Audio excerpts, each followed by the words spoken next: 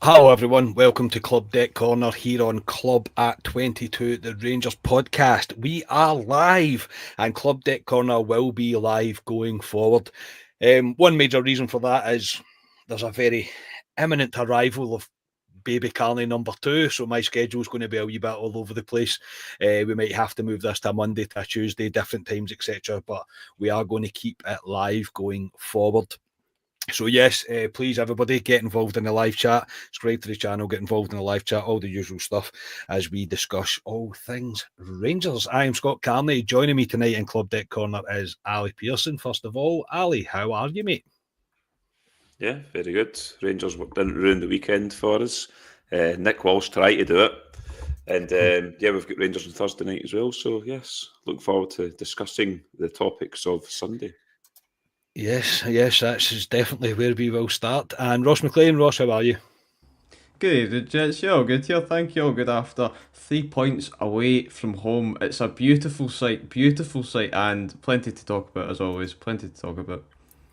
Yes, plenty to talk about. Look, as I say, get involved in a live chat, everybody. It is something that we're going to trial anyway because Club Deck Corner never really used to be live, unless it was a special episode or whatever. So we're going to keep it live going forward to see how things get on. And as I say, it could be moving about.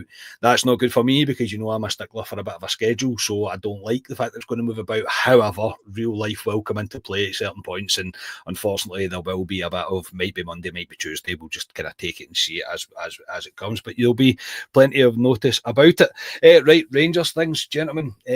We will start with the win over Dundee United on Sunday. A rather pleasing change of events in terms of the way Rangers performed. There is a lot of positives in the performance to discuss. However, we need to speak about the negative first, and that, of course, is the red card for Mohamed Diomande. Now that has been rescinded. I was about to say breaking news, but it's not really breaking news when you're expecting it, is it really? Like, it can't really be breaking news.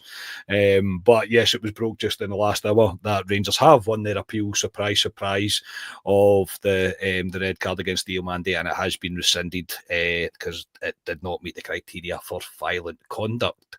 Who would have thunk it? Who would have thunk it?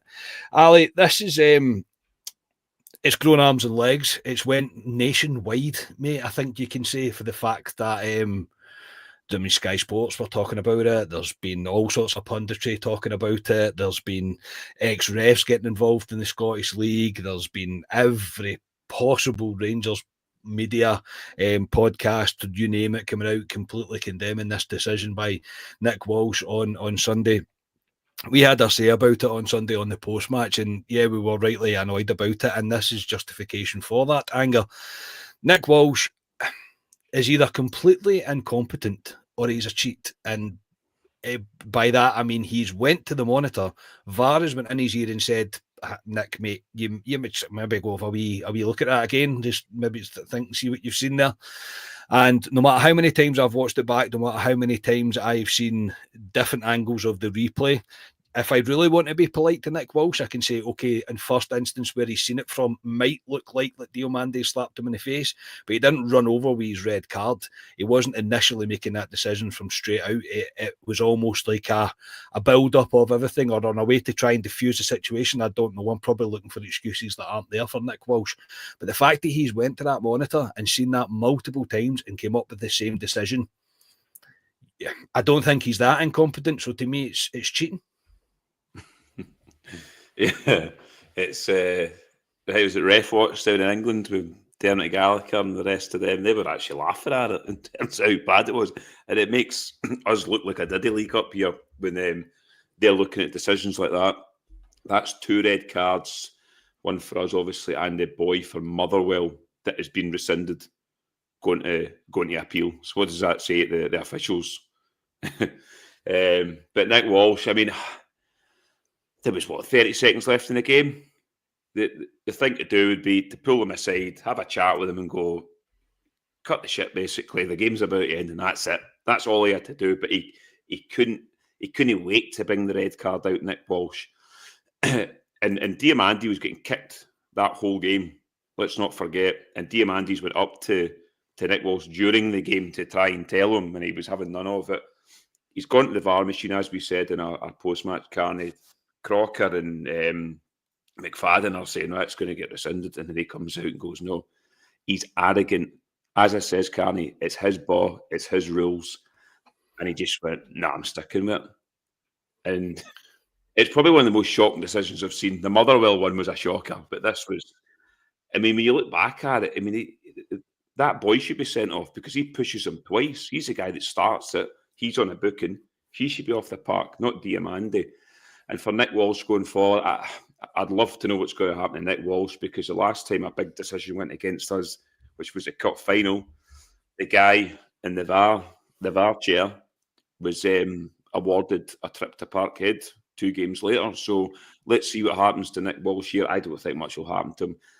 I'd assume he'll go down to the lower leagues for a week and he'll be brought back up. But I said on the post-match, he should get his balls toed for that, Carney. That's shocking to come out and, well, he's seen it and give it a red.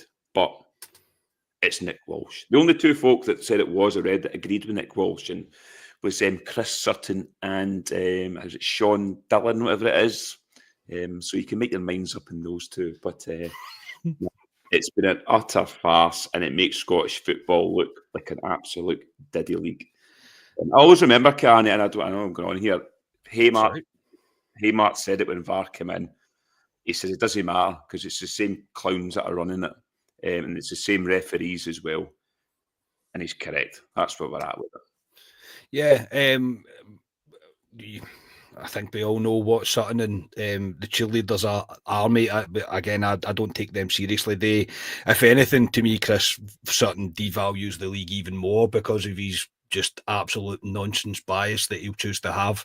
I know the same can be said about Chris Boyd at times, but I do still think that he has a bit more balanced views at times. I think maybe I'm being too polite about it there, but yeah, look, it's never a red card. It's a joke now. That the continuation of the appointment first of Willie Collum seems to have done nothing. I agree that the VAR, the bringing VAR into Scotland was going to be about the referees who will do VAR. Nothing's really going to change unless I still say we need full-time refs in Scotland. But Ross, I think my biggest frustration is, and I've not been onto Twitter yet, but I am presuming that Rangers will release a statement regardless of what the outcome of this is, because I think we have to. And this again might sound like it's poor old Rangers, but I feel like the most contentious decisions, more often than not, they will involve Rangers. They'll involve a decision against or for Rangers. I feel like it has always happened, and it's always brought to everybody's attention. It's always the front page of every outlet, clickbait, whatever it may be. But there is no excusing Nick Walsh here. There is none. There is. How can you possibly have any confidence in the guy that he's doing the right thing? And I seen that Paul had said, why did VAR continuously show him the same angle, which they did. There was, for the last bit of the VAR that he was checking, for the lengthy VAR check that he went for, it was the same that he was getting over and over again, as if they were almost like, okay, he's not going to change his mind here, so we need to make this look like there is actually something there. What's your opinions on all this, Ross? It's not a good look for the SFA. It's not a good look for the league. It's not a good look for the referees. It's not a good look for Walsh. It's not a good look for Collum. No, it's not. It's not. It's disappointing because ultimately we're coming away 3-1 winning, and we're having to talk about a referee decision as the main thing. It does my head in, mate. It does. For me, that whole game, and Ali's right, Diamande was getting absolute pelters at the whole game. There was times where the ref was going round to players, literally with his fingers, saying, "Oh, there's a foul, there's a foul, there's a foul." Next time you're on a booking, none were given. Why is that then the sending off foul of the whole game? It makes no sense whatsoever. And when I first saw it live, I had no idea who was getting sent off, because I thought it was Igaman, and I thought like the TV wasn't doing it any justice. So you have folk on the telly who didn't have a clue. There was no clear attempt of assaulting the guy, whatever. It's a load of nonsense, mate. There's no Tues around it. I agree. The club should release some sort of statement, because don't get me wrong, the game's at 3-1, the game's dead and buried. See if that happens in a cup final, it's another time where we're, again, we don't want to sound like, oh, poor Rangers, but if that happens in a cup final, then, we're back to the same old scenario. So we need to We need to get it fixed somehow. It's beyond frustrating. Yeah, there's but unfortunately we're used to it now, mate. We're used to it.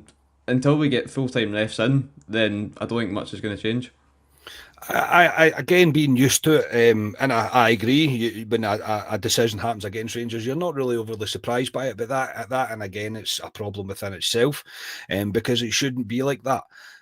Another frustrating part of the incident with Walsh is both the player that booked Diomande and Gallagher that pushed Diomande, and the Gallagher that came in and pushed Raskin twice were both on bookings. That was more violent conduct than what Diomande done. There's not even like there's no scope for Nick Walsh to have any sort of excuse here to go over and double down on his own decision. He's made a fool of himself. He's made a fool of Scottish football. He's made a fool of the whole situation. It's not that it's like going out their way to cheat as such. It's just an unconscious bias that they have. I feel like they will find a reason to make something controversial involving Rangers, and we will be refereed in a different standard to the way that the rest of the league are. That's what I believe is the case. I believe that's what happens, because 2 Dundee United players should have been sent off in that same incident for a second yellow, and they weren't. So that's Nick Walsh choosing to see what he wants to see. He's making things up. And we've been down this road before where we've seen referees literally making things up in order to justify their own decision making. Nick Walsh shouldn't be anywhere near it. And again, I'm not doing the whole thing calling for refs, but we shouldn't be anywhere near a Rangers game. We shouldn't be anywhere near the top flight ever again, because that's a howler. And I'm saying that after Rangers were comfortable 3-1 winners. I'm not doing it because I'm angry that we lost or we dropped points. I'm doing it because it's not fit. He's not fit for purpose. He is not fit for his job. And Curry made a point earlier on. He said his question was, if you're shown how to do your task 24 times at work and you still manage to get it wrong, what should the consequences be? I completely agree. Again, if it was any of us that I'd done something... That's quite good, Big Curry. Yeah. But do you know what I mean? So, but again, I agree. There has to be something. It can't be go and referee, I don't know, Greenock Juniors v Port Glasgow Juniors and then come back and referee the top flight. That's not the case. And then I still feel sorry for the guys that he's going to referee with. So yes, that's my rant about it kind of over. We all knew it was going to be rescinded. Rightfully, it has been rescinded, and I'll be interested to see what the follow-up of it is. I would imagine Clement's next press conference will be filled with questions regarding this, considering how strong his opinion was after the game and his reaction after the game. But everything has been justified in the way Rangers have reacted. Everybody involved in Rangers has reacted, because Nick Walsh has clearly cheated there, and there is no second ways about it. It's not getting a decision wrong. It's not no contention in it. It is, you have cheated there. You have made something up that didn't happen, and that he's decided to go on it. So yes, it has been rescinded, and as you put it up, put it up there, Ali, that it's not even been rescinded to a yellow.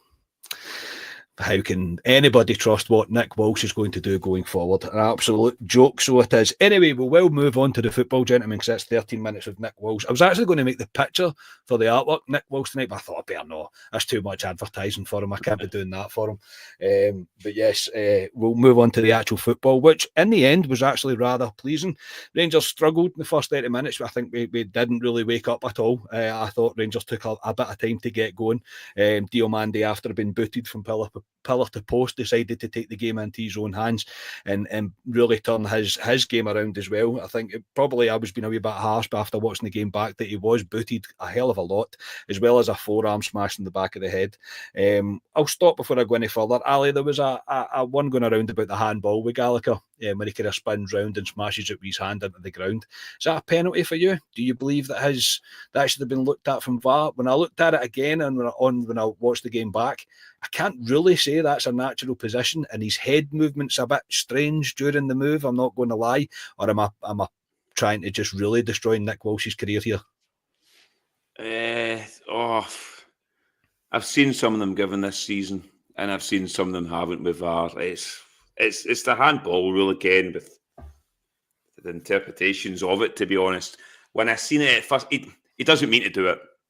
He doesn't mean to do it. He doesn't know the ball's there, but it hits him like a basketball, if you want to say. So it's one of the 50-50 ones I've seen given and not given. So I was just screaming at the telly, saying that's definitely a penalty. When I see it back and he's not, Yeah, it's one of the dodgy ones, I would say. Yeah, Ross, for you, is that a penalty? I'm still not sure. I think dodgy's probably the right word for it. Like ultimately, like the ball, it hits off his hand. It changes the flight of the ball. Like I don't know what else isn't classed as a handball. Like it hits off his hand, and it, as Ali says, it's like basketball. So generally, it's one. I'd almost want to see like a VAR kind of review of like that. Like what is? Give us some sort of explanation for that, please. Like it's that's been doing the rounds as well on Twitter. I'll be nice and I'll say no. We'll leave it. We'll leave it. But it's another decision. Please explain because I don't understand it. Yeah, I think it will be the natural position thing because he's kind of spinning as it happens, so they'll be able to hide behind that rule of it. And even in the chat, looking at it now, some people are saying 100% a penalty, some saying not. So it's a contentious one. There's absolutely no doubt about it. But anyway, back into the football. Second half, I thought Rangers were much improved, really much improved, and we scored actually some pretty good goals. And it leads me to Mr. D9, Ali. Dessers, the man that is in form just now. And there's no getting away from it when I'm not over exaggerating things. He is in form. The goal against Man United, the goal against Dundee United at the weekend, two really top class, top draw finishes, great movement. Part of the move that he was part of the move. The interesting bit on Sunday was seeing Egeman play up close with him in terms of being able to, because Egeman can control a ball no matter what angle it comes to him at. Dessers can't hold a glass of water without spilling it. So, but it's good that Egeman can almost do the hold up play for him and then maybe just give Dessers the ball to get the best out of what he's good at. My question is, and I think I know the answer, Dessers is clearly in form. Are we being too quick here to try and think we should get rid of Cyril Dessers, or should we be looking at it and going, well, he's not half putting himself in the window and he gets off the books? What's your take on it? Are we being too hasty, or should Dessers still go? If somebody comes in the next couple of days and offers us the money we spent for Dessers, which was what, 4 million or something, or even if they offered us, I'm going to say 3 million, Rangers should take it because he's coming up for 31, I think, Dessers. He's not going to be worth money going forward. But they would need a replacement in Rangers. Danilo, I mean, I've nailed my colours to mass with Danilo at the beginning of the season. I just don't think he's good enough, and he's made of glass, Danilo. So you can't rely on Danilo. I don't think he'll go Dessers. I think he'll stay. Like I say, if the money came in, 3-4 million, I'd sell him. He'd have to go. He's going through a wee purple patch at the moment. He does this Dessers, he goes through purple patches and then. But I think it suits him the way we're playing at the moment. And you've seen it when Egeman played with Danilo, and it's working with Dessers. Like you say, Dessers, when he plays up there on his own, can't hold a ball. Egeman can hold a ball. As soon as it comes in, it sticks to him. And when he turns, he's got a guy to hit in Dessers. So I'd like to see that going forward, the two of them, to see what it'd be like to end of the season. Going forward, I still think Dessers will leave probably in the summer. If not this window, somebody comes in with an offer. But aye, like I say, if somebody comes in for an offer, 3-4 million, I'd sell him. That's what I'd do. Yeah, I do agree. It was just a question that I thought I would bring up because I think there's now some saying, "Oh, hang on a minute, maybe we should be looking at kind of better the devil you know kind of thing." But I agree. His age that he's at. I agree that the wage that he's on is too high. I agree that if we get anywhere near what we paid for him in, we should sell him and we should move him on. He is 30 now, so and no disrespect to him, but as I say, you've got to give credit where it's due. Ross, I think if he is to stay, and you obviously have your opinion whether you think he should stay or go. But if he is to stay, I'm more than happy to see Egeman and Dessers up front together because it's something that I do think that will work. It will support Dessers. It will stop Dessers having to do less of the, I don't want to say donkey work, build-up work, the kind of build-up play, the hold-up, the give and goes. Dessers can be at the end of that. He can kind of be that kind of poaching forward, if you like. So that's an exciting thing. Not exciting, but it'd be a way to get the best out of Dessers while he is here. But what's your thoughts? Dessers go, Dessers stay. But even if he does stay, I think it'd be important to keep Igaman as close to him when he's on the pitch. Definitely, I completely agree that Igaman and Dessers. There was a belt of a photo of the two of them, and you could just see like the two of them were like, yeah, aye, we've done class here, like they were buzzing. So I do agree. I think that if the money comes in for Dessers, we've unfortunately been here before. We need to sell him. But one thing, again, I will give Dessers some credit. He's fit. He's available more times than not. As much as he More than misses Danilo is. More than Danilo is. way more than Danilo, way more than Danilo. And as much as he misses a ton of chances, he's always there in some way, shape or form. So he's in the right position. It's just actually putting the ball in the back of the net. So that is a lot of. It's such a unique situation with Dessers.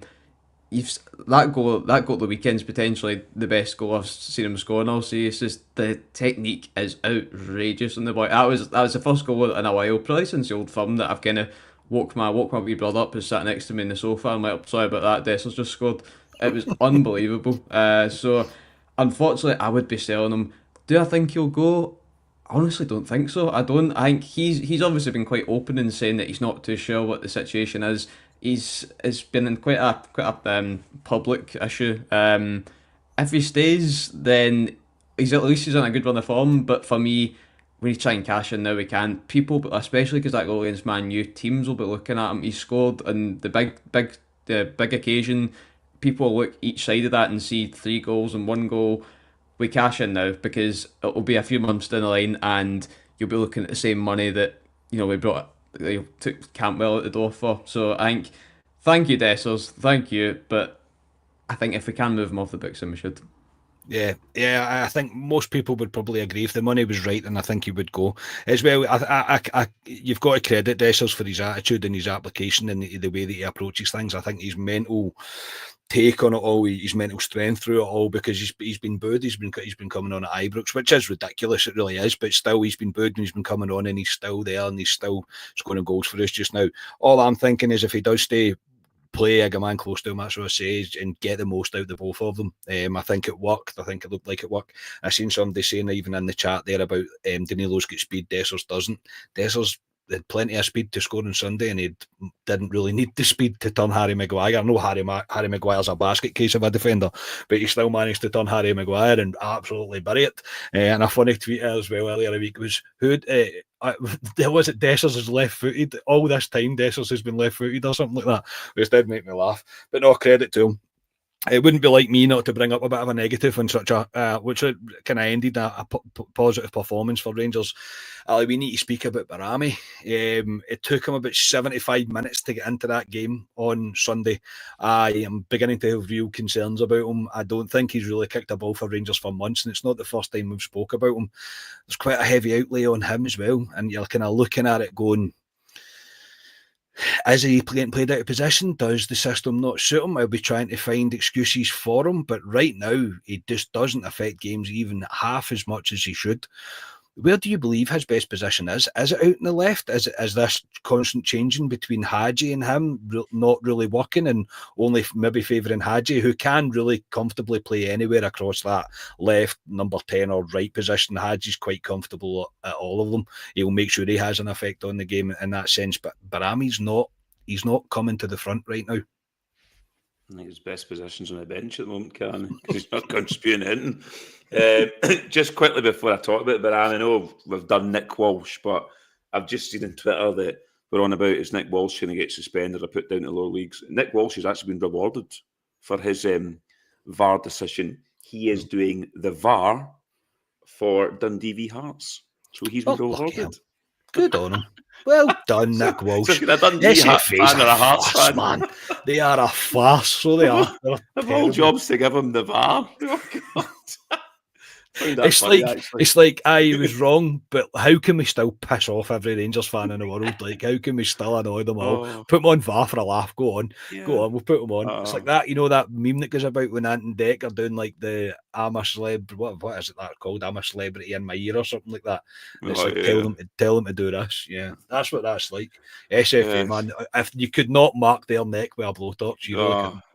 Sorry, I just found that funny. I thought I had to say that, but no, Barami, he's been so disappointing. Barami, we waited for ages for him to see him in the 10. And since he's been in the 10, he's offered nothing for me, absolutely nothing. The odd assist now there and then.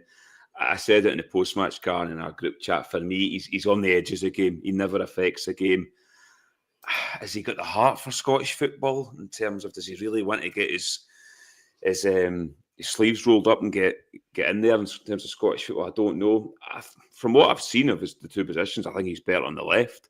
I think he was more effective on the left. With Jeffrey behind him.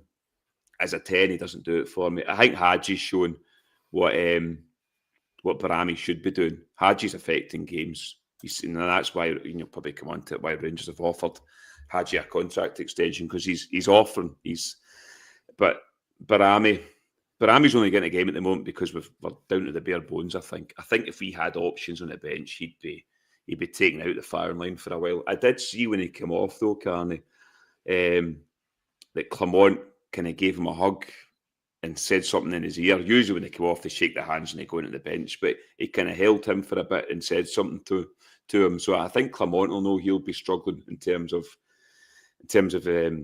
what we think of him. But he needs to do more. £4 million we've spent on this guy, and as I said, he's the replacement for Cantwell.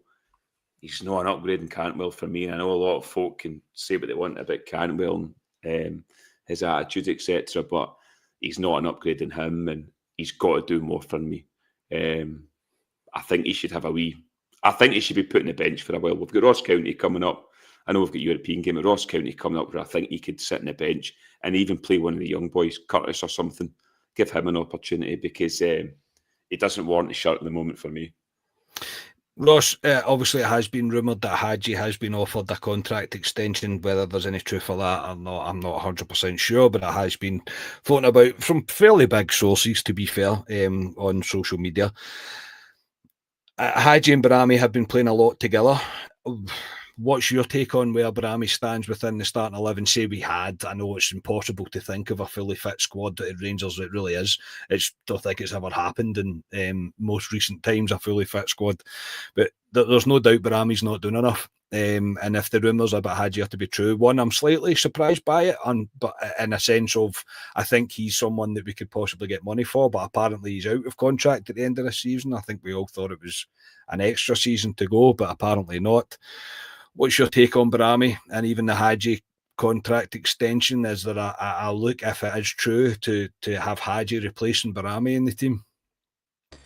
I think Hadji's probably merited if he does get a contract extension. He has been good recently. I think he was decent at the weekend. He was, whenever he was on the flanks, he was proven to be a bit dangerous. So I do like Hadji for just now. Barami, I've got to my left here. 19 games in the league, 1 goal, 1 assist. It's not great reading. And even before that, he's, in terms of his last few seasons, in 23 to 24, he was 5 goal contributions in 31. The season before that was 1 in 18. So he's clearly, in terms of stats, it's maybe not his forte, if you will, but I still think influence in a game, not for me. The one game that stands out, what a comment pointed it out. The Old Firm, him versus Callum McGregor, what an absolute dream. He was brilliant. He went about, did his job quietly, and he's a player who, in a game like that, he maybe won't get the headlines, but if you watch the game, you're like, yeah, he was good. I don't see the attacking outlet that we need in that kind of position. I'm not saying that but by no means we're saying Tom Lawrence is any better, but look at the stats Tom Lawrence was putting out before he went out injured. If Barami, you'd be hoping we're doing somewhere around the same. So for me, Barami, I do think if we can get him maybe potentially out of the team for a bit, then it could do some good. Can you even, if you're playing Hadji in the middle, does that then give Lovelace a chance in the left? Does it bring some sort of freshness? I don't know, but for me, Barami just now isn't up to scratch for me just now. I see people in the chat as well saying about Barami needing time, and I do think there's a certain element in that. I'm not completely writing the guy off. My name's not Alistair Pearson, but I do think right now we're at a point where we would be expecting to see more than what we are. He's played quite a lot of football. Do you know what I mean? It's not as if he's just been in and out of the team. He has played quite a lot of football, and maybe the chopping and changing between him and Hadji, that maybe it doesn't suit him. I don't know, but I believe there's talent there. I think we've seen wee flashes of it. Don't get me wrong, but it's not consistent enough right now. And I know it takes players time. I do understand that, but when you have players like Lovelace, like Curtis, who we've all got quite excited about, and probably quite rightly so, because we're looking for a wee bit of freshness within the team. So when you're seeing these guys and you're seeing that they have no baggage on them, they have no real expectations of them, really, kind of looking like they're given more, you're inclined to want to see more of them than you are of Barami. I think it'd be interesting to see what happens in terms of Hadji and Lawrence as well moving forward, in terms of whether they're going to be staying or whether they're going. There's also rumours that there's teams interested in Lawrence as well. A guy that I would sell pretty much for. I would just get somebody to cover his contract and move him on, so he's somebody else's injury problem and not ours, and that's no disrespect to him, but we've got too many guys that we can't rely on injury wise. And he gave the kiss of death, Tom Lawrence, as well, again by Alistair Pearson, because Ali said he was a good player when he came here, so of course he was going to get an injury record. So if you need somebody to blame, Ali is your man for that. But yes, look, at the game itself, I say happy enough. It's a change to what we'd seen. Very convincing win for Rangers in the end. And we've obviously had the red card rescinded, so it's all worked out for the well. We'll move on to transfers and outs. Kieran Dowell is off to Birmingham City with an option to buy. Ali, that brings me on to, and I just thought I'd bring that up because it makes me rather happy that Dowell's away. I'm not going to lie, when I seen it, I was like, thank God, man, because I don't want to be seeing him anymore. And it's no disrespect to him, he's just not good enough and he gets paid far too much money for it. Dowell was brought in really as a squad player. I don't think he was ever brought in as a starter. Rangers need to be looking at, in my opinion, the youth again. This is the road that it looks like they might be taking, with the likes of Lovelace and Curtis, both in discussions with having new contracts or being offered new contracts. That seems pretty true. I think that is true, that has happened. This is the road that Rangers should be taking. We need to try and utilise as much as we can the youth that is getting brought through it and give these guys a chance. If you need squad players, there will be good enough players for the best of the rest, if you like, to sit on the bench, to make the odd appearance if they have to in league games in order for this rotation. There will be good enough players within the B team that can have that chance. Rice, Lovelace, Curtis. We've seen Paul Ensio at the weekend as well. So I'm all for the path it looks like Coppin, Patrick Stewart, even Clement are trying to take right now with promoting the youth. These are the guys that should be your squad players. You should be bringing in, say marquee signings, but you know what I mean. You should be making big signings for your quality. For everything else, you should be developing these young guys to squad players and then hoping that they kick on when they get their opportunity. Yeah, no, definitely. Kieran Dowell's... Jimmy. We've not seen you in ages, mate, as well. It was Jimmy. That's Jimmy Bean. Jimmy's always abroad, isn't he? I know. He's back. I think he's back in Scotland. Sorry, everybody. Just took me off guard there. Jimmy, thank you so much, mate. It is brilliant to see you. We had a discussion about it. I was like, we've not seen Jimmy in a while. So where have you been, mate, Jimmy? Last time he was in the Bahamas or something. He was somewhere abroad. Beach, anyway. In the Bahamas last time he was tuning in. Jimmy, that's amazing, Jimmy. Thank you so much. No, thanks very much. So I'm interested to see what Jimmy's been in his world tour. Yeah. Aye, Kieran Dowell we're talking about there. Dowell for me, I mean, another signing from Michael Beale that we're trying to get off the books, and he's not off the books yet. He's just away on loan to Birmingham, and thanks for Birmingham for taking a bit of our deadwood off our hands, to be honest. That's 3 players they've now taken. If we want to be a feeder club for Birmingham City for all our dross, then by all means you can take Matondo's up for grabs as well if they're looking. Yeah, I know. Somebody should tell them now that the Coventry bits fell through. Somebody should tell Birmingham that they can have Matondo as well if they like. Yeah. But Kieran Dowell, he symbolises players that we shouldn't be going down, especially England. I know Tom Lawrence for me, I think would have been a good player if he didn't get injured, but we've been down in England. Players like Dowell, who's on, I'd imagine he'd be on a decent wage at Ibrox, and he's contributed nothing apart from a couple of goals I can remember in his career at Rangers. These young lads offer more for me. They're on a hell of a lot less money than Kieran Dowell as well. They're an asset as well for us to potentially move on going forward if they turn out well. So I think that's the route we need to go down. We can't be going down to English Championship to players, to teams like Norwich and whatever it is, and getting these guys that are on. I mean, I've put a figure out there, 20 grand a week or something, Kieran Dillon potential. I don't know. He could be on something like that.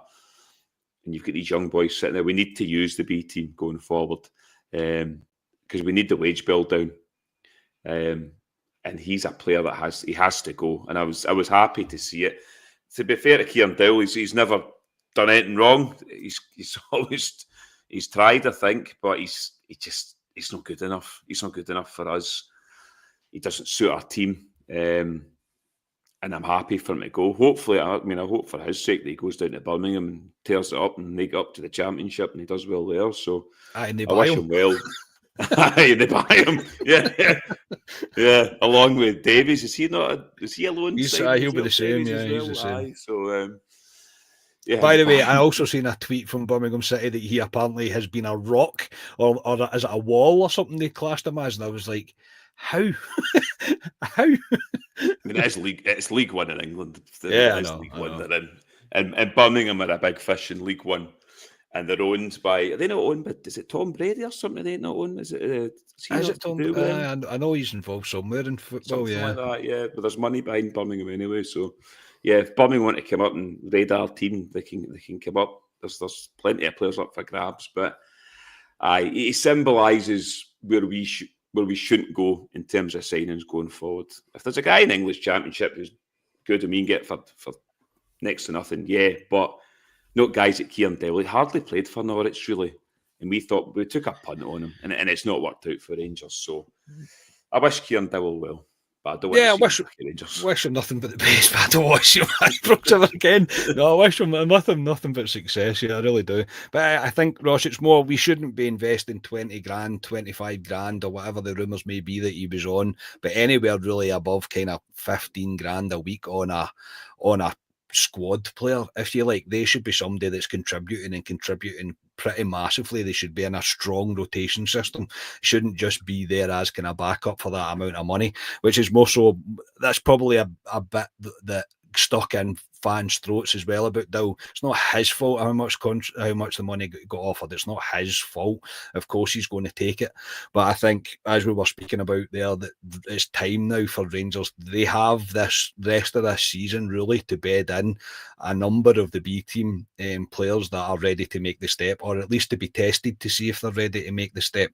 And with the changes that are happening within the B team, we have to do this, or else what's the point in the B team? And before you answer, Ross, Steve O'Gers just bought us 3 coffees. Thank you very much, mate. That's very much appreciated. Thank you for that. So, Ross, yeah, I'm encouraged by the path that it looks like Rangers are at least trying to take with the B team or the youth players. Yeah, definitely.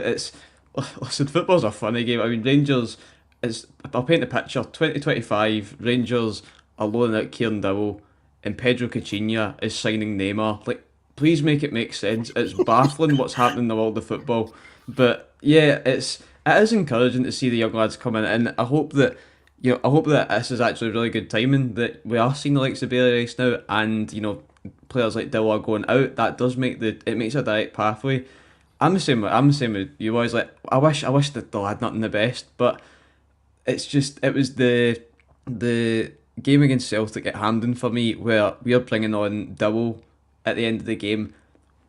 Toothless for me. Just the substitution. We need players to come on and make a bit of an impact. I had no real, I guess, kind of hope whenever I saw those subs come on. We can do better than that. Can Bailey Rice make a bit of impact than that? I think he could. I do think he could. So, similar with Lovelace. So I do hope it is just that kind of natural progression, and just that kind of wee bit of common sense. Like, these guys are decent. Let's play them. I'm hoping that's eventually going to click. But no, all the best to Kieran Dowell, and yeah, mental world football is mental. It is crazy, but obviously Patrick Stewart as well, with his vast experience that he's gained at Man United. Man United weren't opposed to putting youth players on from time to time. It's happened numerous times. They played a full youth team against us in Edinburgh and turned us over quite convincingly. So if you can have that sort of impact on the youth team, that would be much appreciated. But yeah, hopefully it's something that we continue to see going forward. One more rumour, I suppose probably the biggest one before we come on and speak about the next match, Ali, is that Jeffy has been linked with a move to Chelsea, again with pretty reliable sources putting out that they have made contact or keeping tabs on Jeffy. Now, do I think Jeffy's been at his best at times? Yes, I think he has. Do I think there's potential there? Yeah, I do. Do I think he fits the mould as a kind of attacking wing back that could be properly developed by an English Premiership team? Probably, again, yes, very likely. There's again rumours on Twitter. There's sell-on clauses not getting flushed about what's included in Jeffy's contract currently. No matter what way you look at it, this is the kind of business that we need to be attracting. This is what we need. This is what we are looking for. This is a perfect example of how the trading model will work. I'm not saying always English teams, but it does help when it's a big top six, if in inverted commas, team in England that are going to be involved, because you know there is plenty of money there, and Rangers can play hardball to an extent. If they are that interested in them, they believe that there's that much potential in them, then pay for that potential. Thoughts on Jeffy possibly going to Chelsea in the summer, mate? Is there a value in mind that you would have, and would you look to sell him and keep him for a year in terms of loan him straight back? We'll develop him for another year and then you can take him off our hands. That would be the deal you would want. Jeff this season, he's been, I remember, Carney, we went to Union Berlin and we watched Jeff and we wrote him off instantly. I know we had quite a lot of beer in us at that point. Quite a lot of beer. Yeah, I mean, to be fair, he was rotten that game.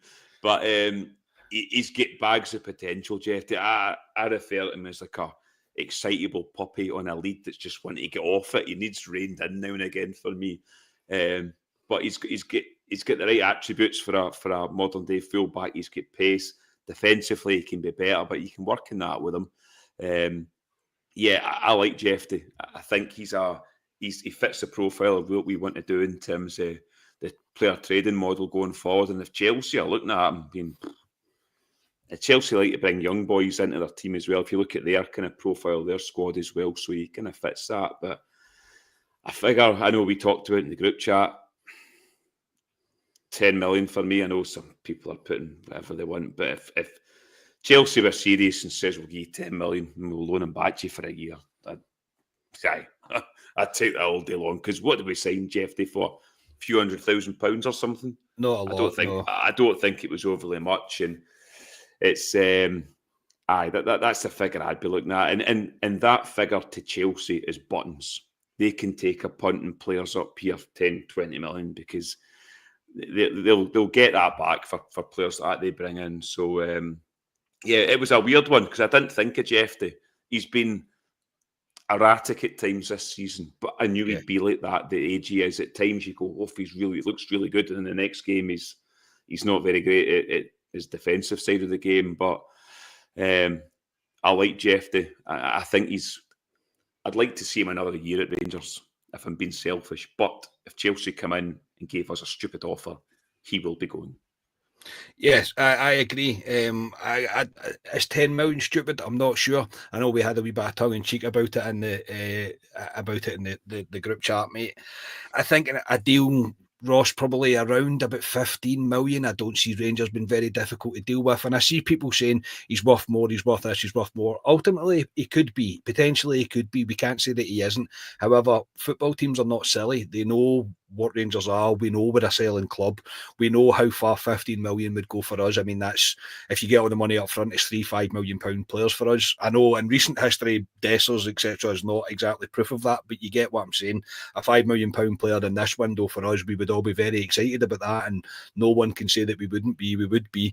So teams aren't silly about how to structure deals with us, but I think that's a perfect scenario for us. If Chelsea come in the summer, they offer a deal, say around 15 million-ish, somewhere around that, including add-ons and whatever else, and we get him back for a year to continue to play him at left back, I would be more than happy with that. And I think that's, especially with Chelsea taking a considerable chunk of his wage on, then you would look at that as being a good bit of business and part of this trading model that would be considered a success. Well, that's it. It's literally that is the model of our club just now. It's Jeffy was actually, I'm pretty sure it was one player that Niels Coppand actually mentioned as a, if somebody was to come in for a Jeffy, yes, we sell him and we're kind of confident we can get somebody else better in. That is kind of what we're going for. So Jeffy for me, I've been definitely the last few games he's maybe not been at his peak, but the boys, as you say, bags of potential. He's just what, 21. So a team like Chelsea, especially like I was saying, who are kind of the especially defensively they're pretty young. It would be a perfect move, and for him as well as a player at the age of 21, coming to Rangers and coming to Chelsea, that's some start to his career. So it's definitely something I'd imagine he'd probably be attracted by. But yeah, it's a credit to Jeffy because this is ultimately the kind of position we want to be in. If we can sell these players on, then brilliant. But as long as we can replace them, I don't know how much we can rely on Yilmaz from a kind of staying fit point of view, and at the moment potentially a bit of form. So I think the summer, yeah, I think the summer would probably be a good time to cash in. No, not this, not in January, not at all. But yeah, I guess I get it to Jeffy. He's been this season definitely. He's been one of the probably the standouts in our team, and yeah, if that does happen, then 50 million quid and you've got him. Yeah, I'm off. Yes, mate. I think I think it's credit to Jeffy. I think it's got to give credit to Coppin for the way that they've done their business there. We have identified someone. I do think he's still got a lot of developing to go. When he's on form though, and you see him rampaging kind of forward, he'll beat guys with ease really well. He's got pace to burn.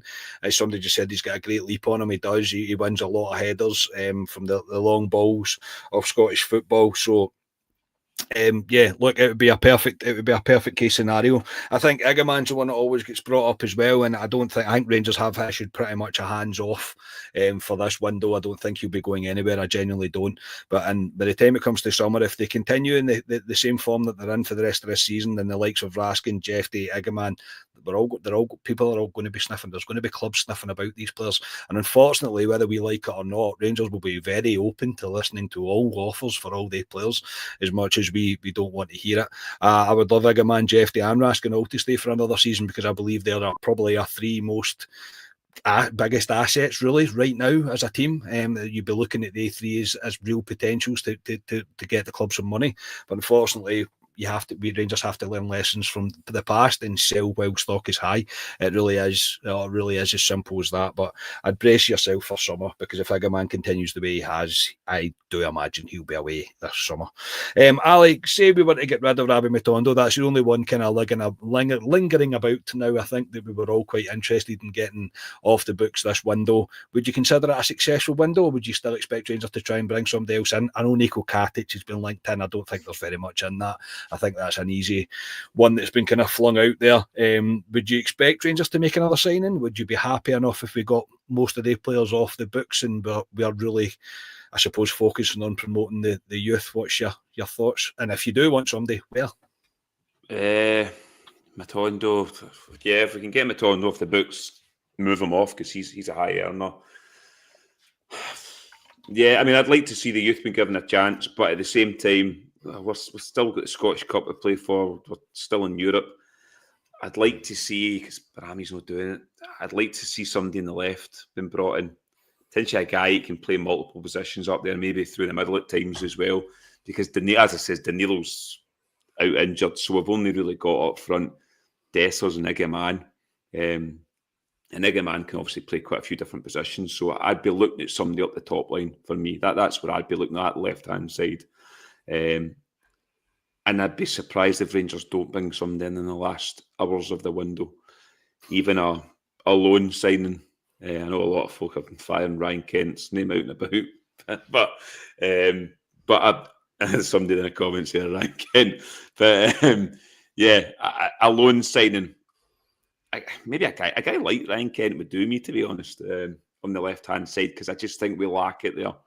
Tierney's good in the right, and we've just lacked somebody in the left for me. We've tried players out there. I know Egaman can play out there at times, but that's what I'd be looking at, left-hand side. But do you know, again, though, Lovelace is the one that I would be looking at and going, should we really be going out?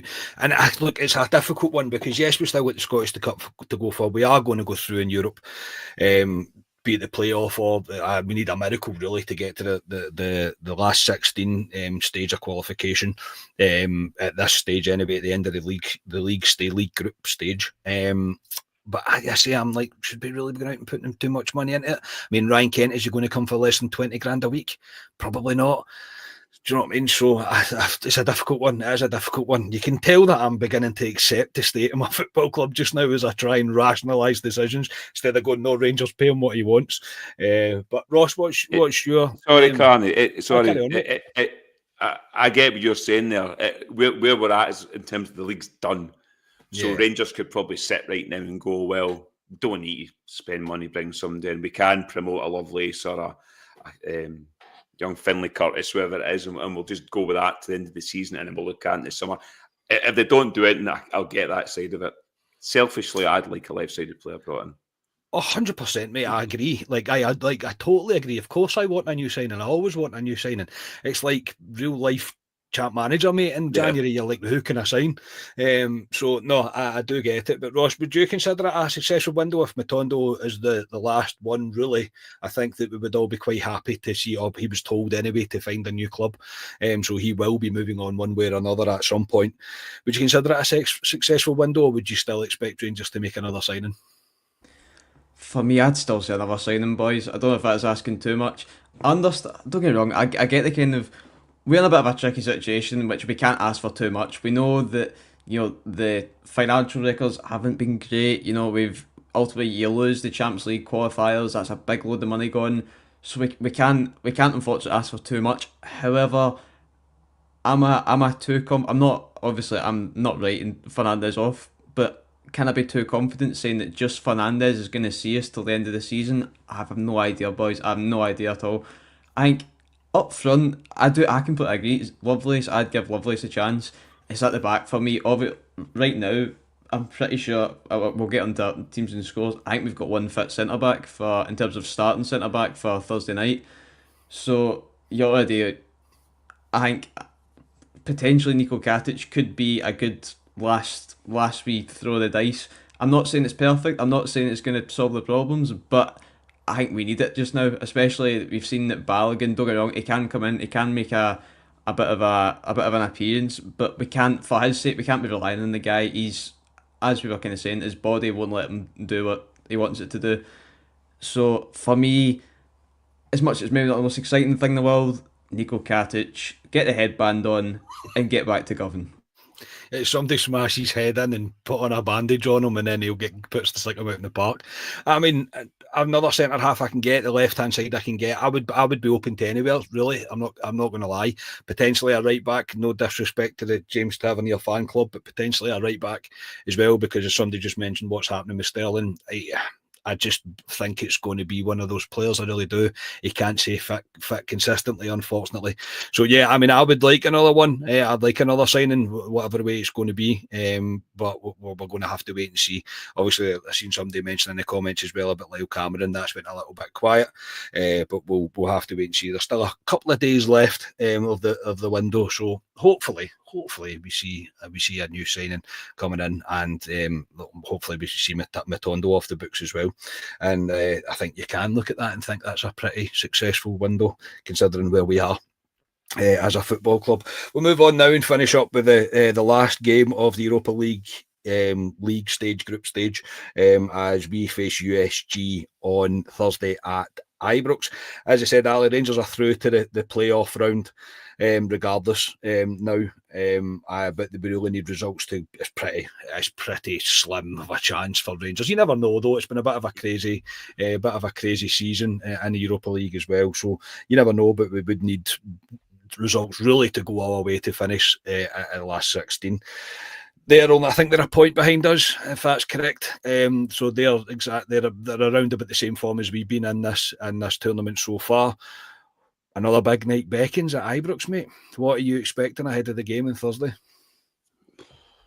Yeah, there'll be no mugs. I know we played them a couple of seasons ago, and we put them. That was in the knockouts, was it, for Champions League or something? Champions League. Yeah, they beat us at their ground, and we beat them at Ibrox. But yeah, I know they 2 players they get sent off in the last game by, who was it? One of our referees. Nick Walsh. Was it Nick Walsh? It was Nick Walsh. Was it Nick Walsh? I don't know. I don't know. Was it? Somebody in the comments. I'd imagine 3.5 of them weren't red cards. Yeah, I think it might have been. I think it might have been Nick Walsh. So he's maybe done us a favour as well. But yeah, looking at scenarios of getting top 8, I can't see it. I think we need 5 games to go our way, and looking at the scenarios of that, I can't see it. So we want to win the game, get money for that, and get as high up the table as possible in terms of who we face in the last 32. But yeah, I'm expecting a good game. Europe's a free hit for me this season. I enjoy watching Rangers in Europe this season because you don't have the pressure of it. It's not a pressure game for me on Thursday night in terms of we're already through anyway. So just go and play your football, Rangers, and see where it takes us, and hopefully we beat USG. Yeah, that's exactly what you say. I expect Rangers. I expect Ibrox to actually be pretty noisy on Thursday. I think it will be a kind of usual European night. As I say, I think many looked at this game, Ross, is thinking that maybe not mean too much, but we have to do our bit and hope that the results go our way. So Rangers really have to win the game, and in the hope that we do make the top 16 qualification and we miss out the playoff round. What are you expecting ahead of the game on Thursday? Yeah, like you say, Joel said, you need to play what's in front of you. USG at home should hopefully be a decent atmosphere. Obviously, the last time we played them, we won pretty convincingly. There will be no mugs, don't get me wrong. Obviously, they're a European outfit, but I still expect Rangers to come away with, especially at Ibrox, as we say, home record has been pretty immaculate, so I am hoping for a pretty strong Rangers performance. It's brilliant. It was Nick Walsh, by the way, for that USG game. No, it wasn't. It was 4 red cards in the game. I think it was 4 red cards. Well, there you go, proof and point there. I mean, that was a complete guess, but it had to be Nick Walsh, didn't it, really? We might need to change that in the thumbnail for the pod, mate, back to Nick Walsh. There's potential there. But yeah, no, I'm hoping for a good Rangers performance, and the weekly, the Haymarch Thursday night Europa League voicemail, which is it's something of beauty. If you ever get to experience it, just you'll be blessed. You'll be blessed. Yeah, bask in the Haymarch rendition of the Europa League theme tune. It is tremendous, genuinely tremendous. We all look forward to it on a Thursday. Right, Ali, we'll finish with teams and score predictions, mate. On you go.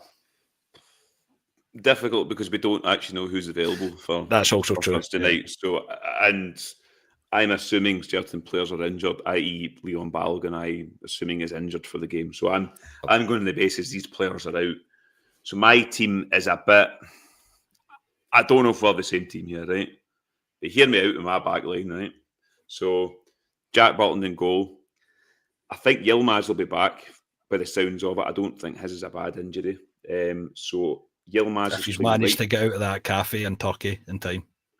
Yeah, I know. It was good. It's mad that he was in a cafe in Turkey, but crazy that. At the same time, innit? Yeah. But yeah, so my back line is Butland in goal. Yilmaz, I think, will play right back. I think Tav will play right centre half. I thought he played very well there, by the way, against Man United. Some folk will probably give me some hate in the comments for that. Proper beside him, Jeffy.